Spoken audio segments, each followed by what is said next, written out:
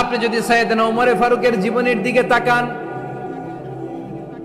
এমন কঠোর, এমন বীর সেনানী ছিলেন।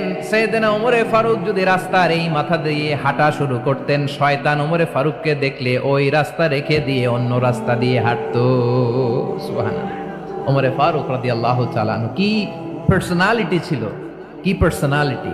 আমাদের এলাকায় ছোট বাচ্চারা রাতে ভাত খেতে চায় না, আমার মেয়েটাও খেতে চায় না। এই এটা দিব, ওইটা দিব, আজকে মাহফিলে আসার সময় বলে দিছে লিস্ট করে এটা এটা আনতে হবে।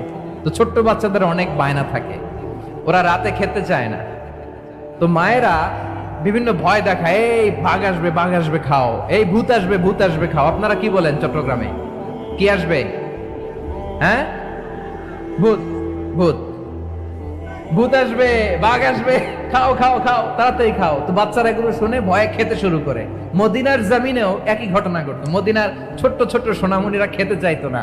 তো মায়েরা বলতো, হা হুয়া ইয়াতি উমর, হা হুয়া ইয়াতি উমর, ওই যে ওমর আসতেছে, উমর। ওমরে ফারুকের কথা শুনলে বাচ্চারা একেবারে ঠান্ডা। সুবহানাল্লাহ পড়বেন না?